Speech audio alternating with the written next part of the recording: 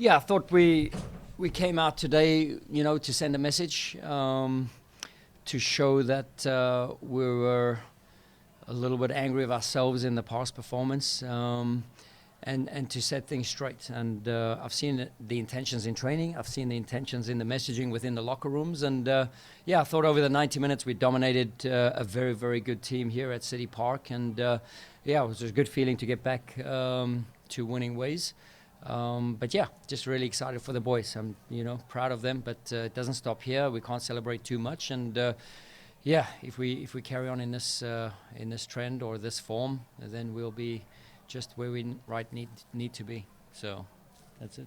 Thanks, Coach. Tom, go ahead. If you guys have questions, please raise your hand. We'll go with Tom first.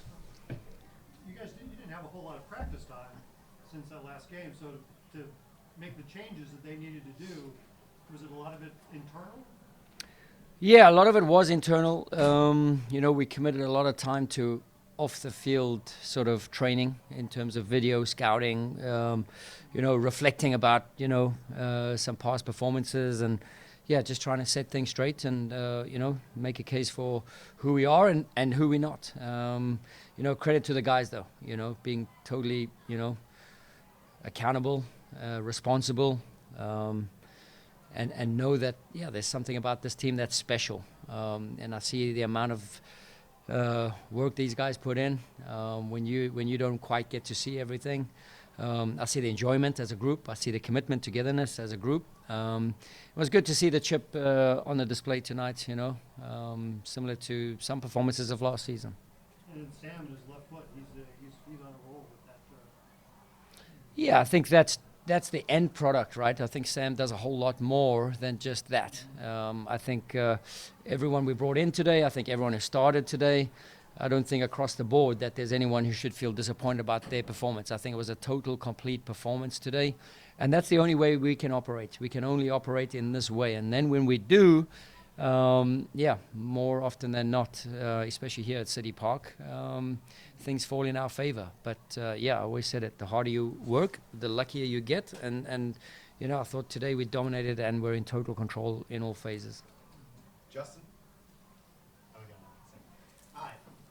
Coach, last week you talked about how your scheme doesn't work without intensity. And then tonight everyone is jumping into the passing lanes. Like you're defensively strong from the forward position on back. Was that a big impact in how tonight?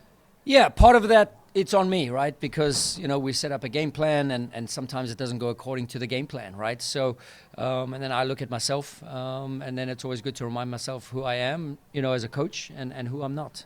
So, again, it's part of my pathway as well. Sometimes you get it right. Sometimes you have to learn. I feel I never want to stop learning and always put the team in a good space to succeed. And, It's how I set the tone, how I set the message with the group, and how we all get on board and feel belief and confidence that that's the right way. So I think tonight was a very good display of exactly that. The starting lineup was a big change from the last couple of games. Could you walk us a little bit through the process that gave you the chance to this team for this lineup? We just looked for the 11 most healthy players.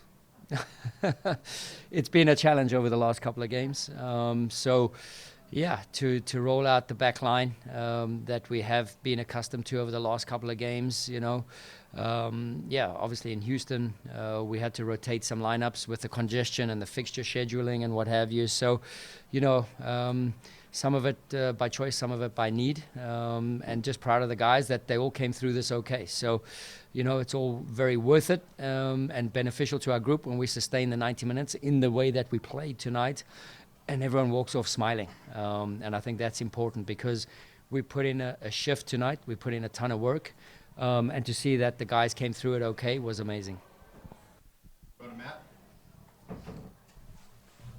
It seemed like the press was triggering pretty high again, much like it was, that first game against Houston here at City Park.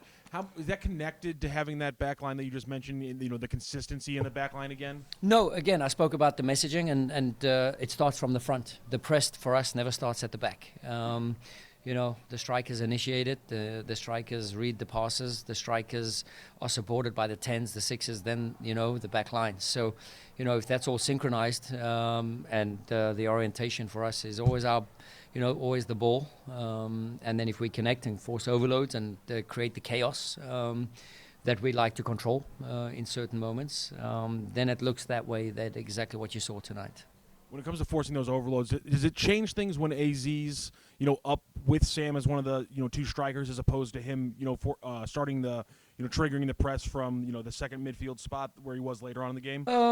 Yeah, I think AZ, even Klaus to a certain extent, they have a knack of jumping at the right moment, right? I think Sam is working his way into that category as well, and he's picking up more passes and he's forcing more mistakes. And, so credit to these guys for always, reading the right moment, because if a team gets their rhythm, it can break you a little bit, to not just, your physical state, but also your mental state. And tonight you could see the urge to fight against that, and always to come out on top. And if you didn't get the trigger, then the next guy was there, and that's what we count on, right? So tonight was extremely fun to watch. Brendan? Coach, it felt like there were a lot of opportunities from distance too. And did you like the feel that maybe there was a little more aggression in trying to put it in the back of the net outside the area? Yeah, I think against Houston in the home leg here, I think we hit the post twice as well, if I'm not mistaken, right? So, tonight we hit the post twice, and, we always encourage our guys to finish off with final plays. Well, what does that mean? Is it the next pass? Is it the shot from distance? Is it the next runner who's overlapping, right? So we give the guys freedom and flexibility to that, but we supply them with principles in the transition moments. Whether they should stay on the ball, take the shot, and knowing that we have some set-piece weapons. If it gets deflected, then we can really assist, put another layer of pressure on their back line. Nilsson appeared to be really active, and considering his hectic preseason and into this first 4-game window, were you impressed with his play tonight? Yeah, he's a warrior, right? So he battles through, he commits to the team every single day. He's got a great attitude. He's a leader, not just by actions, but also in and around the locker room with the younger players. And, those are the things you don't get to see. But then to see him coming out on top like this tonight is an indication and a reflection of exactly why we signed him, right? So he's had the stuttered time with us, but finally get to see him a string of games, getting him strong, getting him healthy, and I feel that the curve is trending in the right way for Joachim. So, I think the medical guys have done an amazing job to keep turning him around. Obviously, there was a, slight setback last game, but then he knows his body. He's an experienced guy. He knows when he should, play through something. He knows when he should, pull the plug on that one and take himself out. So again, that's, he has the experience under his belt, and he chooses wisely for the team. Julian? Coach, there was a couple unfortunate moments in the last couple of games on defense, and today it looked very sharp, very clean, and I wonder what are your thoughts on the defensive performance, and how happy are you with the clean sheet today? Yeah, good. I haven't seen it as critical as you maybe over the last couple of games. I think as a collective we've given up a lot less chances. Which is a good thing. Today was clinical. Today was really tight. And it was really good that we were so connected. But again, I said it starts from the front, and I think the guys put in a hell of a shift up front, just to force those turnovers, to be relentless in the press, and to come back in the game, and to defend with 10 players, and so, credit to everyone. It was a complete performance. And you kind of touched on it at the beginning, but that disappointment of getting knocked out against Houston, do you think that was really helpful in inspiring the team, and you think that will kind of carry you guys forward for the next couple of games? Yeah, one of the things is being honest about how we operate as a group, and it was good to see that the players themselves felt that there was something off about Tuesday.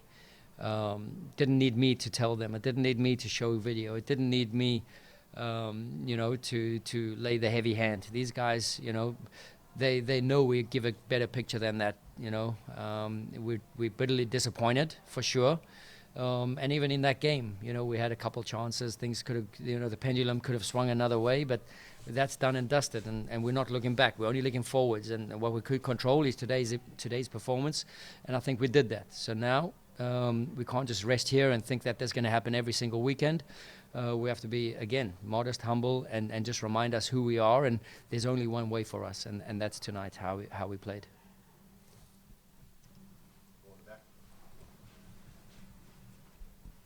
Coach, you mentioned earlier when selecting your starting 11 that you were really looking at the 11 healthiest options. I was just curious. We didn't see any of Bloom tonight. Just checking to see if that was just for some rest or if there was anything deeper there. Yeah, we're just evaluating Jubbs at the moment. He did take a knock on his knee. So, again, we're just waiting for some evaluation over the weekend. We'll know Monday morning. He's got a couple of things at the medical center. So, yeah, that's explains Jubbs' absence. Obviously, Célio had a special game, a goal, and an assist. What is about his game that's kind of starting to open up and really take him to the next level as a player? Yeah, I think Célio, with certain opponents, he comes to life, and you can see the attitude he plays with, the fire in his belly. And if you let New York City take control of the game like that, then it's going to be a tough evening for us. So we needed characters in the team that bring a lot of fire.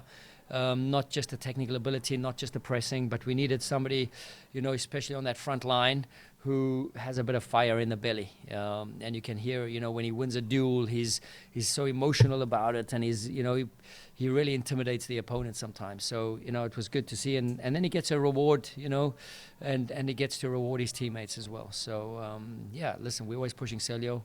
It's a project, and Célio knows where he started, and he knows where he is currently, and he knows where he wants to get to. So, it's up to us as coaches to encourage him and, nurture him and to get him going in the right direction. But, he's fun to watch. Last question will go with Tom. Was there any uncertainty for you on the center backs going into tonight? Were Joachim and Tim, definite in your mind? I think after Thursday's training, we knew that these guys could turn around. So I felt in a much better place on Thursday, just after some evaluations. And Friday's training, both guys got to good speed, 90% of their max speed, and, just to make sure that they're ready to go. And, we managed them really well. So in all good, sometimes you have to give up something. And unfortunately, Joachim couldn't play the full game the other night, and we had to lose him for half the game pretty much. But then we gained a lot tonight as a group. So, I think it was a week, in hindsight, well managed. And, it's unfortunate that we don't go through in the Champions Cup. But now we know where we have to put our full focus on.